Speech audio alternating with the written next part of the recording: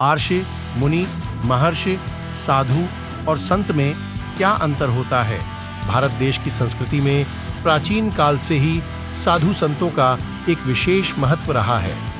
जब कभी समाज के कल्याण या समाज के पथ प्रदर्शक की बातें की जाती हैं, तो सबसे पहले साधु संतों को याद किया जाता है। माना जाता है कि ये साधु संत ही अपने ज्ञान और तप की ताकत से लोगों को समस्याओं से मुक्ति दिलवाते हैं।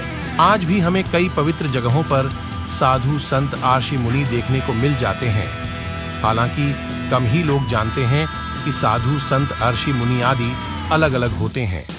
चलिए हम बताते हैं कैसे। साधु। कहा जाता है कि साधु बनने के लिए ज्ञानी होना जरूरी नहीं है, क्योंकि कोई भी व्यक्ति साधना कर सकता है और जो व्यक्ति साधना करता है वह साधु कहलाता है। पुराने समय में जब भी कोई व्यक्ति किसी विशेष विषय या वस्तु की साधना करता था, तो विशिष्ट ज्ञान प्राप्त करके वह साधु कहलाता था।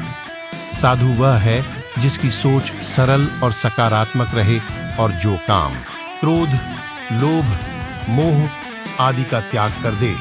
संत। सत्य का आचरण करने वाला व्यक्ति संत कहलाता है। प्राचीन समय में कई सत्यवादी और आत्मज्ञानी लोग संत हुए हैं, जैसे कबीरदास, संत तुलसीदास, संत रविदास आदि। सब कुछ त्याग कर मोक्ष की प्राप्ति के लिए जाने वाले व्यक्ति को संत नहीं कहा जाता, जबकि संत तो वह होता है जो संसार और अध्यात्म के बीच संतुलन बना सकता है। आर्षि। आर्षि उन्हें कहा जाता है जिन्होंने वैदिक रचनाओं का निर्माण किया है, या वे जो वैदिक रचनाओं के रचयिता हैं। इन्हें यह उपाधि सैकड़ों सालों तक कठोर तप करने के बाद मिलती है।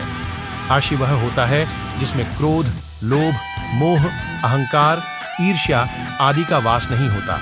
आर्षि अगर चाहे तो अपने योग से परमात्मा को भी पा सकता है। मुनि।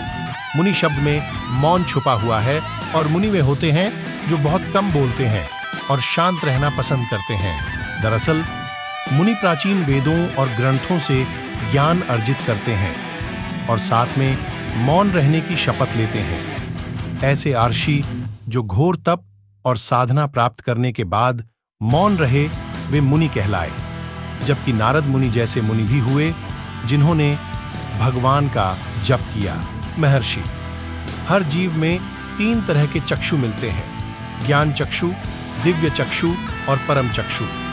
जिस किसी का ज्ञान चक्षु जागृत हो जाता है उसे आर्षि कहा जाता है।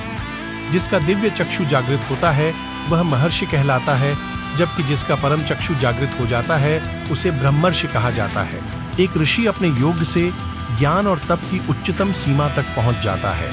इनके ऊपर केवल ब्रह्मर्षि ही होते हैं।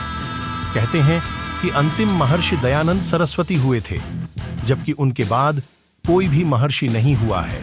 आज की वीडियो में बस इतना ही। Thank you watching this video.